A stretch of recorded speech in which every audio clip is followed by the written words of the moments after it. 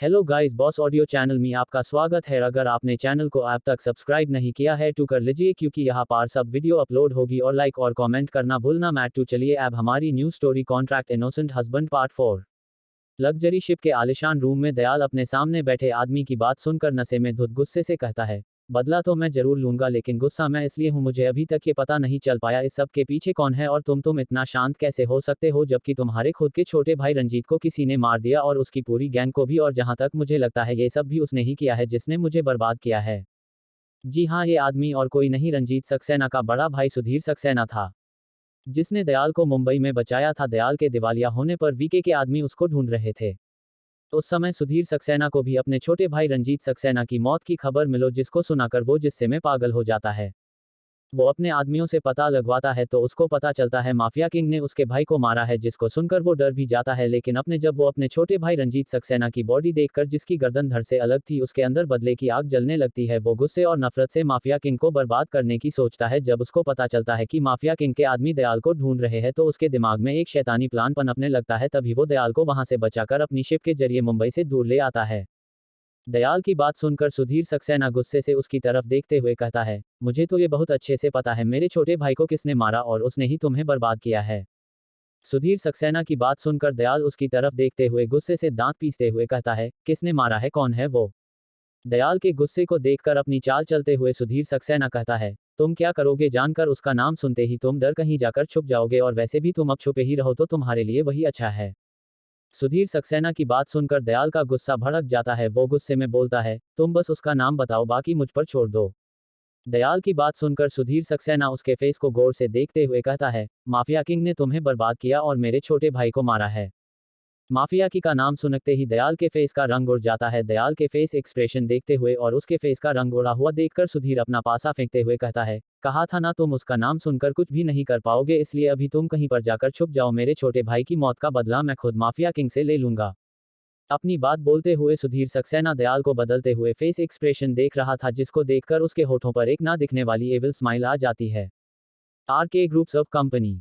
रुद्र अभिमन्यु और कबीर के साथ प्राइवेट लिफ्ट, जो स्पेशली सीईओ के लिए ही थी, उससे अपने केबिन की तरफ टॉप फ्लोर पर चला जाता है। टॉप फ्लोर पर पहुंच जाता है। उस फ्लोर पर सिर्फ 2 ही रूम थे। रुद्र एक रूम में सामने जाता है। उस रूम की नेम प्लेट को देखते हुए रुद्र अपने आप से अपने मन में कहता है, मुझे पूरी उम्मीद है कि आप जिंदा हो और हमें बहुत जल्द मिल जाओगे। फिर रुद्र वहां से आगे बढ़ जाता है और अपने केबिन के गेट के सामने पहुंचता है तो गेट पर सीईओ का नाम लिखा हुआ था, मतलब कि उसका सीईओ डॉक्टर रुद्र कपूर। उसके नीचे उसकी क्वालिफिकेशन लिखी हुई थी, पीएचडी इन बिजनेस मैनेजमेंट, जिसको पढ़कर रुद्र के फेस पर स्माइल आ जाती है। वो अपने केबिन में जाकर अपनी सीईओ की चेयर बैठ जाता है। कबीर वहां पर मौजूद सोफे पर जाकर आराम से बैठ जाता है। तभी अभिमन्यु रुद्र के सामने एक फाइल रखते हुए बोलता है, ये तुम्हारा आज का शेड्यूल है। आज 12 बजे बोर्ड और डायरेक्टर्स की मीटिंग है, उसके बाद 3 बजे कुछ इन्वेस्टर्स के साथ तुम्हारी मीटिंग है, और दीवान इंडस्ट्री की सीईओ मिस दीवान भी तुमसे मिलना चाहती है। अभी उनको हमने मीटिंग के लिए टाइम नहीं दिया है। अभिमन्यु की बात सुनकर रुद्र कुछ सोचते हुए सीरियस एक्सप्रेशन के साथ पूछता है, ये मिस दीवान वही है ना जिनको आज तक किसी ने नहीं देख, और लोगों का मानना है कि वो बहुत बदसूरत है क्योंकि वो हमेशा फेस पर मास्क लगाए रखती हैं। रुद्र की बात सुनकर अभिमन्यु कुछ बात उससे पहले ही कभी एक्साइटेड होकर बोलता है, और भाई ये भी सुना है वो बहुत ज्यादा खतरनाक हैं, उनके इंडिविजुअल से भी कनेक्शन है, इसलिए ही वो हर साल पूरे 10 साल से बेस्ट बिजनेस वुमेन का खिताब अपने नाम करती आ रही हैं। कबीर की बात सुनकर अभिमन्यु हाँ में सिर हिलाते हुए बोलता है, हाँ वो बहुत ही ज्यादा मिस्टीरियस है, लेकिन वो सच में इस खिताब के काबिल है। अभिमन्यु की बात सुनकर रुद्र कुछ सोचकर एक स्माइल करते हुए खाता है, इंटरेस्टिंग भाई, उनको कल मीटिंग का टाइम दे दो। City hospital. Roni OT operation theatre के बाहर इधर से उधर बेचैनी से चक्कर लगा रहा था। डॉक्टर शुभम उसको शांत करते हुए कहता है, रोनी रिलैक्स, कुछ नहीं होगा माँ को, तुम्हें पता है उनका ऑपरेशन वर्ल्ड के बेस्ट कार्डियो डॉक्टर वीआर कर रहे हैं। आज रोनी की माँ का ऑपरेशन था, इसलिए रोनी को डॉक्टर शुभम का फोन आया था ये बताने के लिए, तभी रोनी लक्ष्मी निवास से सीधा हॉस्पिटल आया था। डॉक्टर शुभम के समझने पर रोनी थोड़ा रिलैक्स होता है। तभी वहां पर उसके पास एक नर्स आती है। वो रोनी को रिसेप्शन पर कुछ फॉर्मेलिटी के लिए लेकर जाती है। रोनी को समझाकर डॉक्टर शुभम भेजी देते हैं। रिसेप्शन पर जाकर रोनी के साथ में पेपर देते हुए रिसेप्शनिस्ट उस कुछ बोलती उससे पहले ही रोनी के फोन पर एक नोटिफिकेशन आती है। रोनी का फोन अभी उसके हाथ में ही था, इसलिए रोनी की नजर जैसे ही उस पर जाती है, उसमें लिखा हुआ था उसके बैंक खाते में 50 लाख जमा हुए, जिसको देखकर वो हैरान था। लेकिन तभी उसको रिसेप्शनिस्ट आवाज आती है, सर आप इन पेपर पर साइन कर दीजिए, आपको आपके सारे पैसे रिफंड कर दिए गए हैं। उस रिसेप्शनिस्ट बात सुनकर रोनी के दिल की धड़कन बढ़ जाती है, उसको डर लगने लगता है। City hospital. उस रिसेप्शनिस्ट बात सुनकर रोनी के दिल की धड़कन बढ़ जाती है, उसको डर लगने लगता है, उसको घबराहट होने लगी थी। रोनी के फेस एक्सप्रेशन देखकर वो रिसेप्शनिस्ट जल्दी से आए बोलती है, डोंट वरी सर, चिंता की कोई बात नहीं है, ये तो आपके लिए खुशी की बात है। वो क्या है ना, पहले आपकी माँ का ऑपरेशन डॉक्टर डेविड करने वाले थे, जिसको लंदन से बुलाया जा रहा था। उनकी फीस थी 50 लाख रुपए, लेकिन अभी आपकी माँ का ऑपरेशन डॉक्टर वीआर कर रहे हैं, जो वर्ल्ड के बेस्ट कार्डियो है। रिसेप्शनिस्ट की बात सुनकर रोनी को सुकून मिलता है, लेकिन वो कंफ्यूजन में उससे पूछता है, अगर डॉक्टर वीआर वर्ल्ड के बेस्ट कार्डियो डॉक्टर हैं फिर तो उनकी फीस भी बहुत ज्यादा होगी। रोनी को अब चिंता होने लगी थी। रोनी की बात सुनकर रिसेप्शनिस्ट मुस्कुराते हुए बोलती है, फीस तो ज्यादा नहीं है, लेकिन उनकी डेट मिलना लगभग नामुमकिन है। रिसेप्शनिस्ट की बात सुनकर रोनी हैरानी से कहता है, फिर हमें उनकी डेट कैसे मिल गई? रोनी की बात सुनकर रिसेप्शनिस्ट कुछ बोलती उससे पहले ही एक आवाज आती है, क्योंकि वो मेरे हस्बैंड हैं।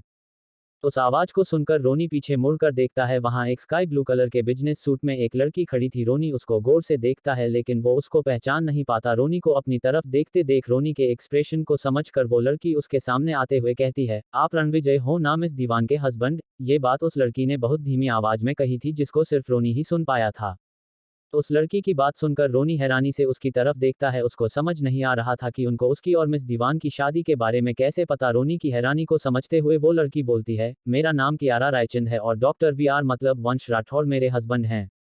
कियारा की बात सुनकर रोनी अभी भी कंफ्यूजन में पूछता है, लेकिन आपके हस्बैंड हमारी हेल्प क्यों कर रहे हैं?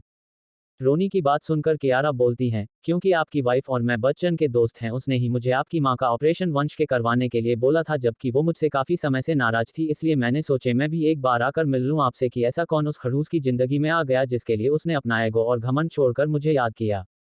कियारा की बात सुनकर रोनी को और भी ज्यादा हैरानी होती है और उसके दिल में एक नई और अजीब सी फीलिंग का एहसास होता है। वहीं वी के एक रूम में एक बड़ी सी फोटो फ्रेम के सामने खड़ा था। उस फोटो फ्रेम में तो कपल थे जो बहुत प्यारे लग रहे थे। उनकी देखकर वी के स्माइल करते हुए बोलता है, धीर मेरे यार, तुझे ये जानकर बहुत खुशी होगी कि तेरा बेटा बिल्कुल तेरे पर गया है। वो औरतों की बहुत ही ज्यादा इज्जत करता है, लेकिन तेरी ही तरफ वो भी उनसे बहुत दूर भागता है, पर आज मुझे लगता है उसको अपनी लाइफ पार्टनर मिल गई। और फिर उस फोटो में लड़की की तरफ देखकर वी के बोलता है, वो लड़की भी बिल्कुल अवंती की तरह ही है, स्वीट, क्यूट और मासूम। City hospital. कियारा की बात सुनकर रोनी कुछ बोलता उससे पहले ही वहां पर विनय आते हुए कहता है, सर आपने सुबह से कुछ नहीं खाया है, प्लीज चलकर कुछ खा लीजिए। विनय की बात सुनकर रोनी उसकी तरफ देखते हुए बोलता है, मुझे अभी भूख नहीं है। रोनी की बात सुनकर विनय कहता है, सर मुझे मैम ने आपको खाना खिलाने के लिए ही स्पेशली भेजा है, प्लीज मेरे बारे में सोचकर ही कुछ खा लीजिए, क्योंकि मैं यहाँ से आपको खाना खिलाए बिना गया तो मैम मुझे कहीं और पहुंचा देंगी।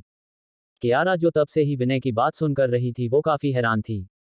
विनय की आखिरी बात सुनकर कियारा के फेस पर स्माइल आ जाती है। वो देख सकती थी उसकी फ्रेंड अब बदल रही है, वो भी एक 26 साल के लड़के के लिए, उसके लिए जो देखने में उसको सिर्फ 2223 का ही लग रहा था। ये उसके लिए सबसे हैरानी की बात थी, क्योंकि वो मिस दीवान को अच्छे से जानती थी। अपने बचपन में इतना कुछ देखने और सहने के बाद उसका शादी जैसे रिश्ते से विश्वास उठ गया था और आदमी जात से तो उसको नफरत हो गई थी। अब ऐसा उसके पास में क्या हुआ था, ये तो आपको कहानी में आगे पता चलेगा।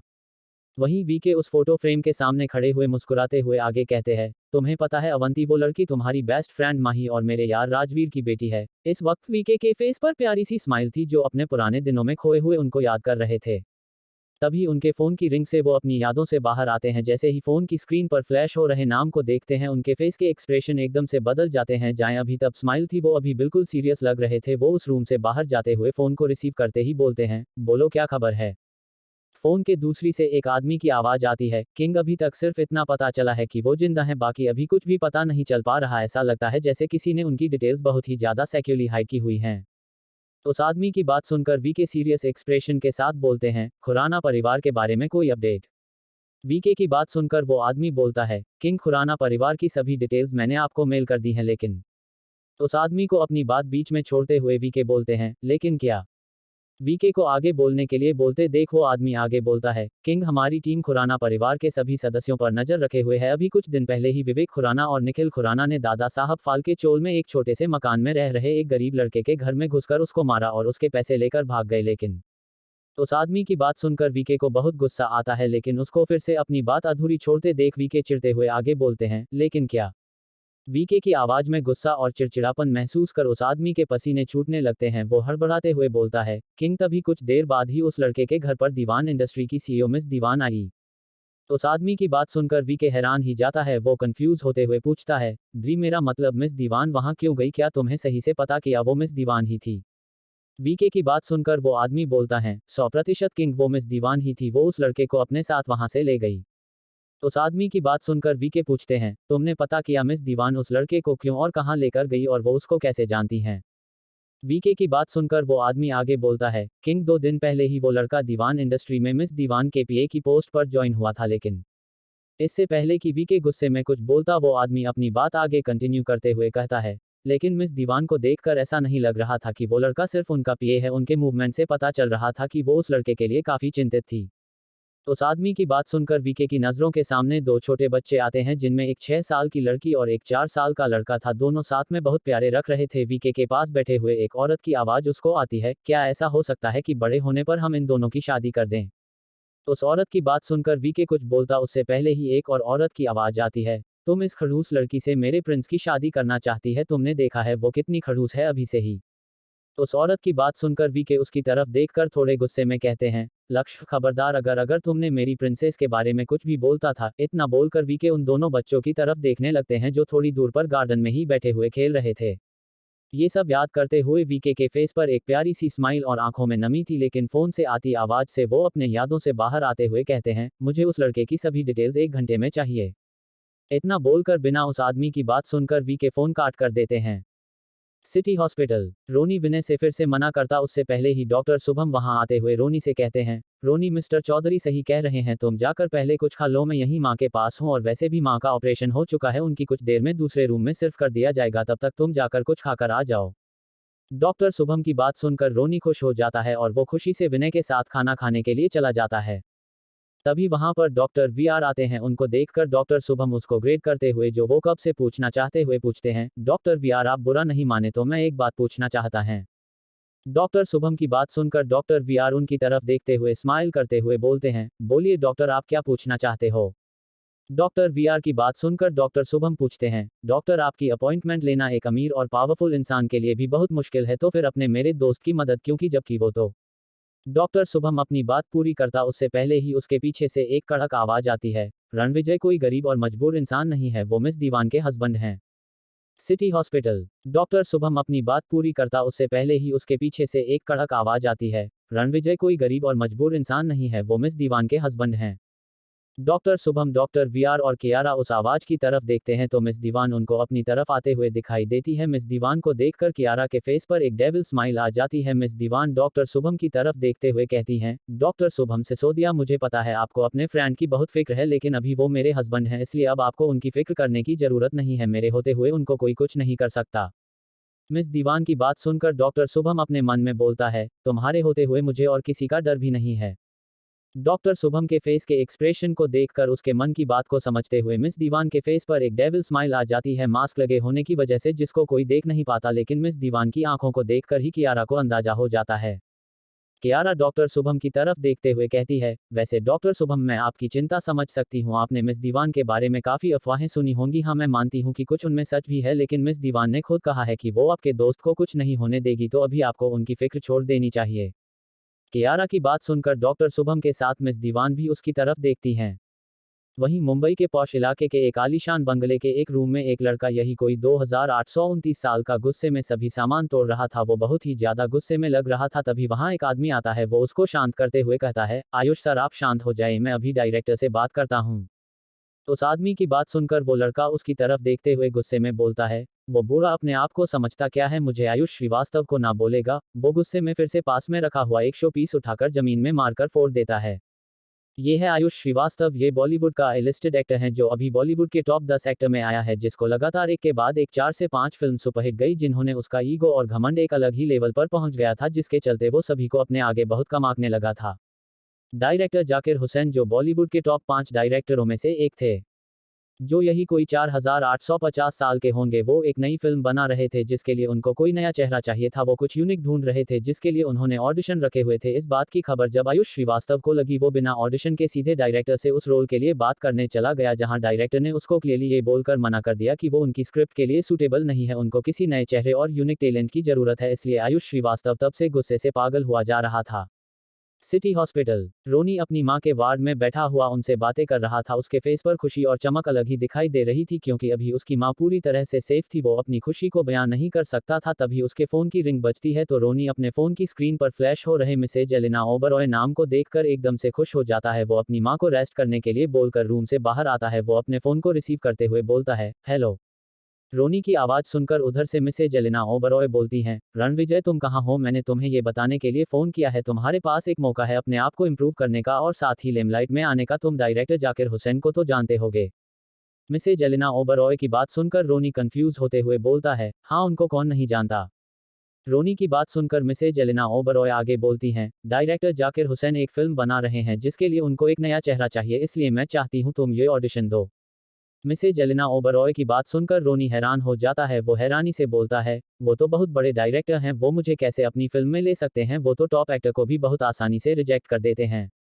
रोनी की बात सुनकर मिसेज एलिना ओबरॉय बोलती हैं, रणविजय तुम्हें अपने आप पर भरोसा रखना चाहिए और वैसे भी वो कोई नया चेहरा ढूंढ रहे हैं। तुम सिर्फ ऑडिशन पर ध्यान दो, बाकी सब अपने आप हो जाएगा, तुम्हें अपना बेस्ट देना है।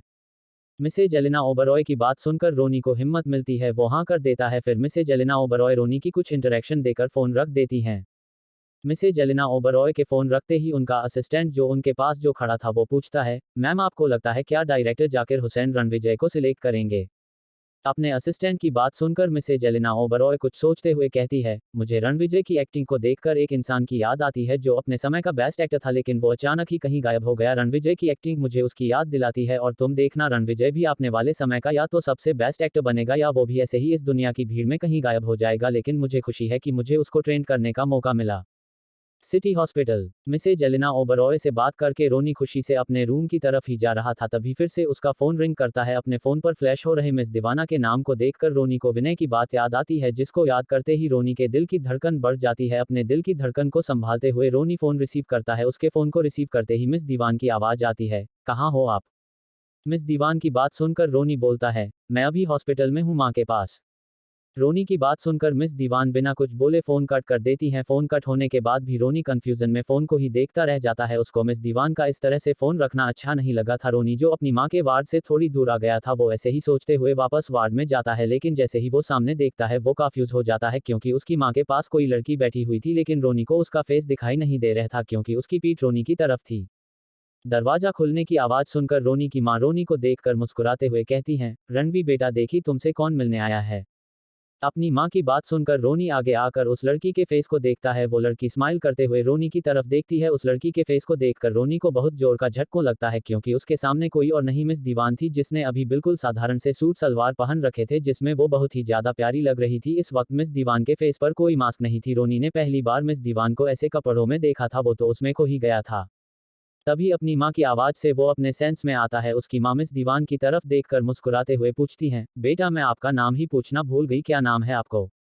रोनी की मां की बात सुनकर मिस दीवान मुस्कुराते हुए कहती है, जी हमारा नाम दृष्टि है। कुछ देर रुककर वो अपना नाम बताती हैं। मिस दीवान का नाम सुनकर रोनी भी हैरानी से उसकी तरफ देखने लगता है क्योंकि रोनी को भी उसका नाम नहीं पता था। रोनी ही क्या किसी को भी मिस दीवान का पूरा नाम नहीं पता था, सभी उनको मिस दीवान बोलते थे और कुछ अपने उनको डीडी कहकर बुलाते थे। आज रोनी को पता चला था कि मिस दीवान का पूरा नाम दृष्टि दीवान है। मिस दीवान की बात सुनकर रोनी की मां मुस्कुराते हुए आगे पूछती हैं, बड़ा प्यारा नाम है, तो बेटा आप रणवी के साथ ही काम करते हो? रोनी की बात सुनकर मिस दीवान मुस्कुराते हुए कहती है, जी मैं रणविजय की बॉ। मिस दीवान अपनी बात पूरी करती उसकी बात तो बीच में काटते हुए रोनी कहता है, वो माँ ये मेरी सीनियर हैं वहां पर। वहीं वी के एक डार्क रूम में बैठे हुए थी। उनके सामने खून से लथपथ एक आदमी पड़ा हुआ था जिसको देखकर ही पता चल रहा था कि इसको बहुत ही ज्यादा टॉर्चर किया गया है। अपनी लाल आग उगल रही आंखों से गुस्से में घूरते हुए वी के बोलते हैं, अगर तुम मुझे नहीं बताओगे तो मुंह ज्यादा समय नहीं लगेगा पता करने में, लेकिन तुम्हें ना बताने के लिए मैं मौत को तरसा दूंगा। वीके का इतना ही बोलना था, वो आदमी तोते की तरफ सब कुछ बोल देता है। ये आदमी खुराना परिवार का बहुत पुराना गार्ड है जो अभी मिसेज रंभा खुराना के लिए काम करता है। ये वीके को बता रहा था कि कैसे मिसेज रंभा खुराना ने रणविजय की मां के बीमार होने के बाद रणविजय तो कैसे टॉर्चर किया और भी सब कुछ उनके बारे में बता देता है जिसको सुनकर वीके का दिल दर्द से भर जाता है। उनकी आंखों से आंसू आने को होते हैं। वो गुस्से से वहां से उठते हैं। उनके वहां से उठते ही उस गार्ड की गर्दन उसके दहाड़ से अलग जाकर गिरती है। ये सभी इतनी जल्दी हुआ वहां पर खड़े किसी भी बॉडीगार्ड को पता ही नहीं चला। वीके अपनी आंखों पर ब्लैक चश्मा लगाकर वहां से निकल जाते हैं। वो उस रूम से निकल के एक सीक्रेट रूम में जाते हैं। उस रूम में जाकर वो जैसे ही लाइट ऑन करते हैं, उस पूरे रूम में बहुत सारे फोटोज लगे हुए थे, जिनमें एक एक दिन से लेकर 5 साल तक के बच्चे के बहुत सारे फोटो थे, जो बहुत से वीके के साथ थे और कुछ एक औरत के साथ। वो तीनों एक परफेक्ट फैमिली लग रहे थे। अभी मुझे आप सबको बताने की जरूरत नहीं है ये परफेक्ट फैमिली किसकी है। जी हाँ, ये हमारे हीरो रणविजय उर्फ रोनी की फैमिली है। वीके एक बड़े से फोटो फ्रेम से सामने खड़े होकर आंखों में आंसू लिए उसकी तरफ देखकर कहते हैं, मुझे माफ कर दो अमृता, मैं आपको और हमारे बच्चे को अच्छी लाइफ नहीं दे पाया। फिर अपने आंसू को पूछते हुए गुस्से में कहते हैं, लेकिन अब और नहीं, आप दोनों ने जितना सहना था सह लिया, लेकिन अब मैं आपको और हमारे रणविजय को और नहीं सहने दूंगा। इतना बोलकर वीके अपना फोन निकल कर किसी को फोन करते हैं। एक रिंग पर ही फोन रिसीव हो जाता है। फोन के रिसीव होते ही वीके अपनी सर्द आवाज में कहते हैं, सिटी हॉस्पिटल में अभी सावित्री नाम से एक पेरेंट्स हैं जिनकी अभी हॉट सर्जरी हुई होगी, उनको सीक्रेटली गार्ड करने के लिए बेस्ट बॉडीगार्ड लगा दो। वीके की बात सुनकर फोन के दूसरी तरफ से आवाज आती है, ओके किंग, हो जाएगा। लेकिन वो आगे कुछ पूछता वीके उसकी बात को बीच में ही काटते हुए कहते हैं, शी इज माई क्वीन, वो मेरी रानी है। वीके की बात सुनकर वो आदमी खुश होकर कहता है, ओके किंग, मैं अपने एलिट टीम के गार्ड्स को उनकी सिक्योरिटी के लिए। उस आदमी की बात सुनकर वीके बोलते हैं, और पता करो मेरा बेटा कहाँ है अभी और क्या कर रहा है। वीके की बात सुनकर वो आदमी कहता है, ओके किंग। फोन रखने के बाद वीके कार में बैठकर वहां से निकल जाता है। कुछ देर में वीके की car RK group SF company के सामने आकर रुकती है। City hospital. रोनी की बात सुनकर रोनी की मां मिस दीवान की तरफ देखते हुए कहती हैं, बेटा आप रणवी की सीनियर हो तो उसका ध्यान रखना। रोनी की मां की बात सुनकर मिस दीवान उनका एक हाथ अपने दोनों हाथों में लेकर उनकी आंखों में देखते हुए कहती हैं, अभी आप बेफिक्र हो जाओ, इसको वहां कोई प्रॉब्लम नहीं होगी। थोड़ा रुककर मिस दीवान उनसे बोलती हैं, आंटी हमें अभी एक जरूरी मीटिंग के लिए निकलना है, अगर आपको प्रॉब्लम ना हो तो क्या रणविजय को अपने साथ ले जा सकती हूँ। मिस दीवान की बात सुनकर रोनी की मां मुस्कुराते हुए कहती हैं, अरे इसमें पूछने वाली क्या बात है, तुम उसको लेकर जा सकती हो, वैसे भी अभी मैं बिल्कुल ठीक हूँ। मिस दीवान और अपनी मां की बात सुनकर रोनी बोलता है, मैं डॉक्टर से मिलकर आता हूँ। इतना बोलकर रोनी वार्ड रूम से निकल कर चला जाता है। वो वहां से निकलते हुए अपने आप से बोलता है, ये तो पब्लिक में बिना मास्क के नहीं आती, लेकिन माँ के पास तो ये बिना मास्क के आई क्यों, और एक इन्होंने ऐसे सिंपल से कपड़े क्यों पहने हुए थे। वहीं वार्ड में मिस दीवान उस समय को याद करती हैं जब वो डॉक्टर शुभम और कियारा से पास खड़ी थी। तभी वहां पर एक आदमी खंजर से कियारा पर पीछे से वार करता है, लेकिन पहले ही उसको मिस दीवान देख लेती हैं। वो आगे बढ़कर उसके खंजर वाले हाथ को पकड़ लेती हैं, लेकिन वो आदमी फुर्ती से दूसरे हाथ से एक और खंजर चलता है, लेकिन उससे भी मिस दीवान तो बच जाती हैं, लेकिन उसका बिजनेस सूट उस खंजर से कट जाता है।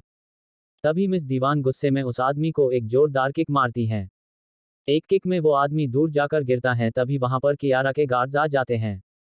वो उस आदमी को चारों तरफ से घेर लेते हैं, लेकिन गुस्से में उठकर वो आदमी अपने हाथ में पकड़े हुए खंजर को फेंककर मिस दीवान के फेस की तरफ मारता है।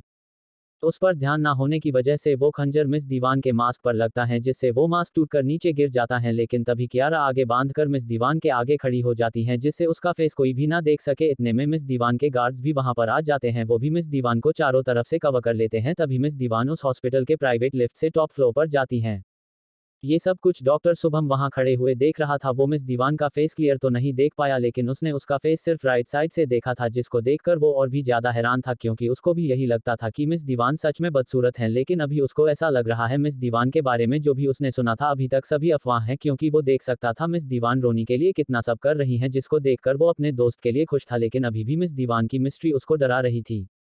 वहीं मिस दीवान को लिफ्ट की तरफ जाते देख डॉक्टर शुभम कंफ्यूज नजरों से उस तरफ देख रहा था। डॉक्टर शुभम की कंफ्यूज नजरों को समझते हुए कियारा कहती हैं, डॉक्टर शुभम सैयद, आपको नहीं पता इस हॉस्पिटल की फाउंडर सिर्फ मैं ही नहीं, डीडी भी है। ये हॉस्पिटल हम मिलकर स्टार्ट किया था।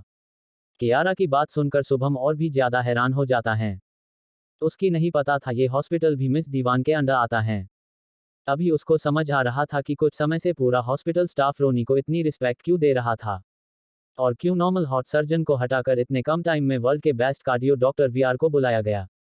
मिस दीवान की पावर को समझकर अब तो डॉक्टर शुभम को रोनी को लिए और भी ज्यादा डर लगने लगा। उसको रोनी की फिक्र थी। उसके फेस एक्सप्रेशन को देखकर उसको समझते हुए कियारा मुस्कुराते हुए कहती हैं, अब तुम्हें अपने दोस्त की फिक्र छोड़ देनी चाहिए, क्योंकि दीदी तुम्हारे दोस्त से प्यार करती है, वो भी आज से नहीं हमेशा से। लेकिन ये बात तुमको मैं नहीं बता सकती, फिर भी तुम रूही से पूछ सकते हो। ऐसी कोई बात नहीं दीदी की जो रूही नहीं जानती हो। आज डॉक्टर शुभम को शौक पर शौक लग रहे थे। वो वहां पर जमा खड़ा था। उसको ऐसे हैरान देखकर कियारा मुस्कुराते हुए वंश के साथ वहां से चली जाए है और छोड़ जाती है डॉक्टर शुभम को हैरान और कंफ्यूज। वहीं मिस दीवान प्राइवेट लिफ्ट से टॉप फ्लोर पर जाती है। वहां पर सिर्फ 2 केबिन थे, एक उसको द्वारा कियारा का, वो अपने केबिन में जाती है। आज वो इस हॉस्पिटल के अपने केबिन में काफी समय बाद आती थी। जब से कियारा और मिस दीवान की लड़ाई हुई थी तब से आज जाकर वो यहाँ आई थी।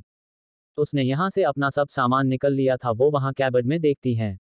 वहां पर उसको सिर्फ एक सिंपल सा सलवार सूट मिलता है जो था तो काफी कॉस्टली, लेकिन वो किसी को भी देखकर नहीं लगेगा क्योंकि वो हैंडमेड था। वो काफी कॉलेज टाइम के एक शो में पार्ट लेने के लिए मिस दीवान ने बनवाया था। तभी से ये यहीं पर था, अभी मजबूरी में उसको यही पहनना पड़ रहा था।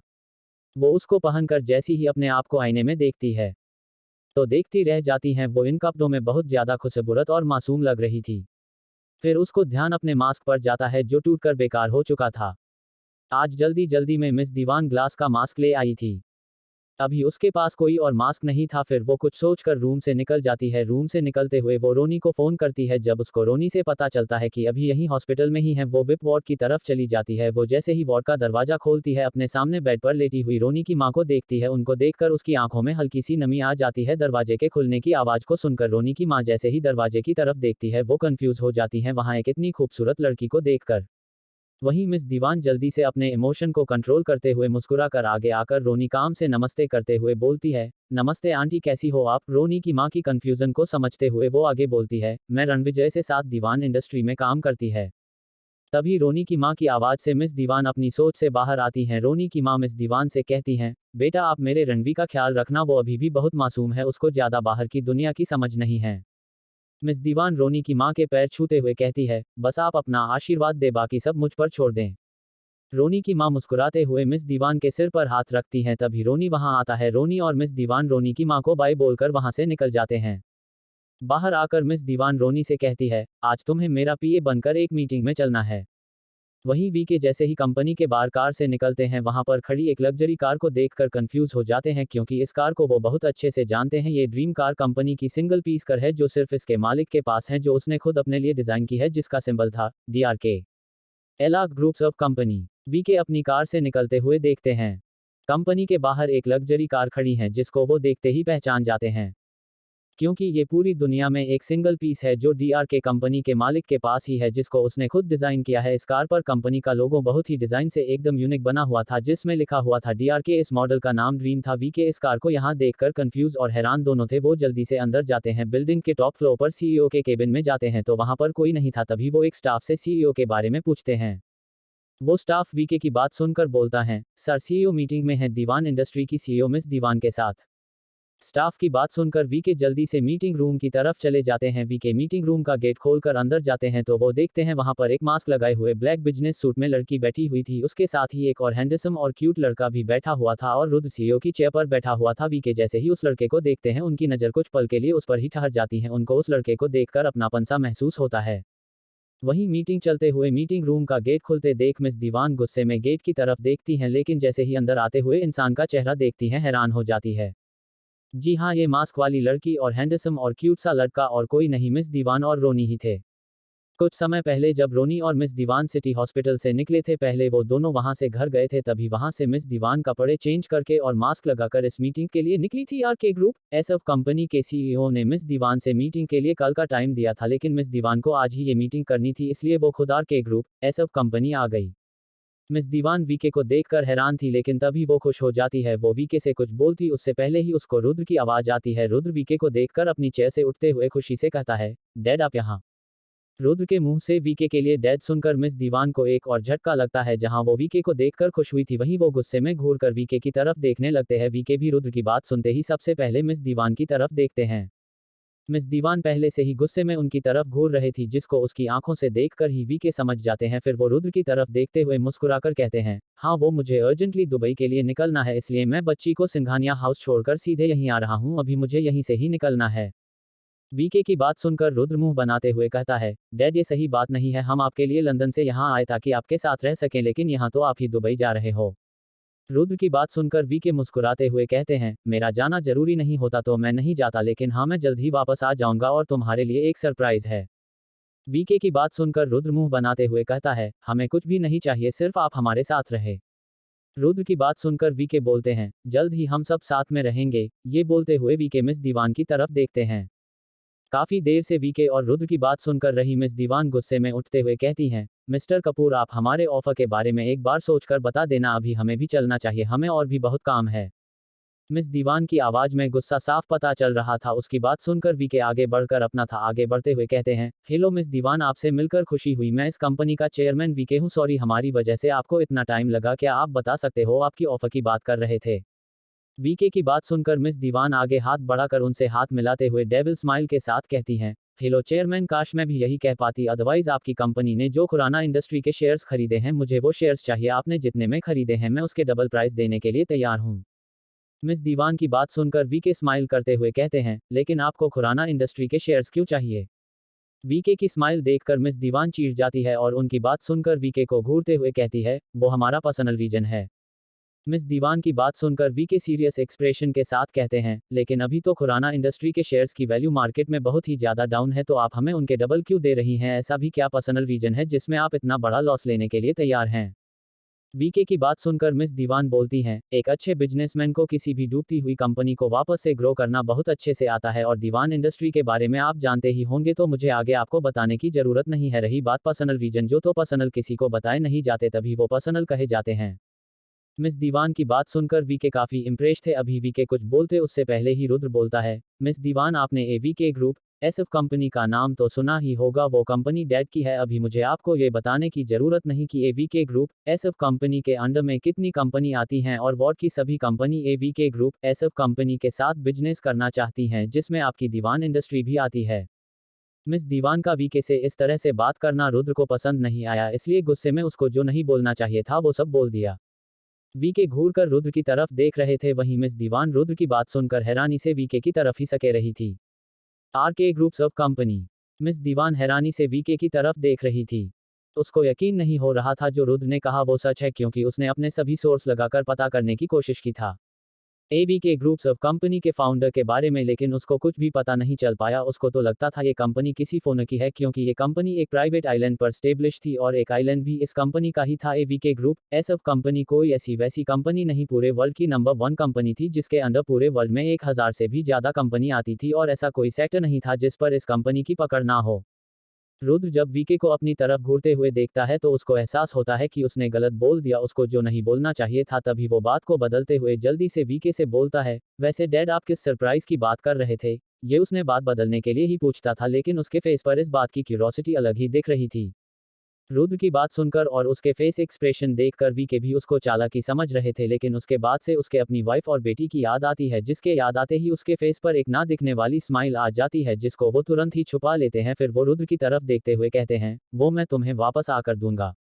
रुद्र के मुंह से फिर से वीके के लिए डैड सुनकर मिस दीवान जो अभी तक हैरान थी वो फिर से वीके को घूर कर देखने लगती हैं, और वहां से उठकर जाते हुए रुद्र और वीके से कहती हैं, ओके मिस्टर कपूर, अगर आपका माइंड बदले तो हमें जरूर बताना, अभी हमें चलना चाहिए। मिस दीवान की बात सुनकर रुद्र और वीके का ध्यान फिर से उसकी तरफ जाता है। रुद्र उसकी तरफ देखते हुए कहता है, मिस दीवान अभी तो हमारा ऐसा कोई इरादा नहीं है, लेकिन हाँ अगर फ्यूचर में कभी हुआ तो सबसे पहले आपको ही याद किया जाएगा। रुद्र की बात सुनकर मिस दीवान एक नज़र वीके को देखकर वहां से निकल जाती है। उसके साथ ही रोनी भी निकल जाता है, लेकिन जैसे ही रोनी वीके के साइड से निकलता है उसके दिल में एक अजीब सी बेचैनी होती है। वीके को भी रोनी के साइड जो जाते हुए फिर से वही अपनेपन का ऐसा होता है। मिस दीवान और रोनी के निकलने के बाद वीके भी वहां से निकल जाते हैं। मिस दीवान मीटिंग रूम से निकलकर लिफ्ट से जाते हुए सोचती है, ये आपने सही नहीं किया डे, अमृता माँ को धोखा देकर, और आपने अपना सरनेम भी चेंज कर लिया। वो ये सब सोचते हुए जैसे ही लिफ्ट से पार्किंग में निकलती है तो उसकी किसी की आवाज़ सुनाई देती है, जिसको सुनकर मिस दीवान वहीं रुक जाती है। वो रोनी को गाड़ी की तरफ जाने के लिए बोल देती है और खुद वहीं साइड में खड़ी हो जाती है, जिससे कोई उसको देख ना सके। तभी उसको एक आदमी के पास वीके आता हुआ दिखाई देता है। वीके को देखकर वो आदमी कहता है, किन वो अपनी बात पूरी करता वीके उसकी तरफ घूर कर देखता है, जिसको देखकर वो समझ जाता है वीके क्या चाहता है, इसलिए वो बोलता है, बॉस कपूर फैमिली को मारने वाले का पता चल गया। उस आदमी की बात सुनकर वीके की आंखें गुस्से से लाल हो जाती हैं। तभी वो कुछ सोचकर उस आदमी से कहते हैं, ये बात रुद्र को पता नहीं चलना चाहिए कि उसके माँ बाप और परिवार का एक्सीडेंट नहीं मर्डर हुआ था। वीके की बात सुनकर वो आदमी हाँ में सिर हिलाता है। वहां से अपनी कार की तरफ बढ़ते हुए वीके उस आदमी से कहते हैं, उसकी सभी डिटेल्स मुझे मेल कर दो, मेरे वापस आने तक सिर्फ उस पर नजर रखो, बाकी मैं वापस आकर बताऊंगा। वीके तो अपनी गाड़ी में बैठकर वहां से चले जाते हैं, लेकिन वहां पर दो शख्स को हैरान छोड़ जाते हैं। एक हमारी मिस दीवान जो वहां पर साइड में खड़ी हुई सब देख और सुन रही थी, जो हैरानी से अपने आप से कहती है, मतलब आपने अमृता माँ को धोखा नहीं दिया, रुद्र आपका बेटा नहीं है। यह बोलते हुए मिस दीवान बहुत ज्यादा खुश थी। वहीं दूसरा रुद्र था जो वीके के पीछे ही किसी काम से पार्किंग में ही आ रहा था। वो भी उनकी सब बात सुनकर लेता है, जिसको सुनकर रुद्र के पैरों के नीचे से जमीन ही निकल जाती है। रुद्र को तो यही लगता था उसके माँ बाप और उसका पूरा कपूर परिवार की एक्सीडेंट में मौत हो गई थी, लेकिन आज उनको पता चल रहा था कि उसको अनाथ बनाने में किसी का हाथ है। उसकी आंखों में आंसू थे, लेकिन साथ ही उसकी आंखें लाल भी थी। गुस्से की वजह से वो वहां से जल्दी से अपनी कार की तरफ चला जाता है। मिस दीवान भी रुद्र को वहां से जाते हुए देख लेती हैं। वो उसको ऐसे गुस्से से वहां से जाते देख देख समझ जाती है कि रुद्र ने भी सब कुछ सुन लिया है।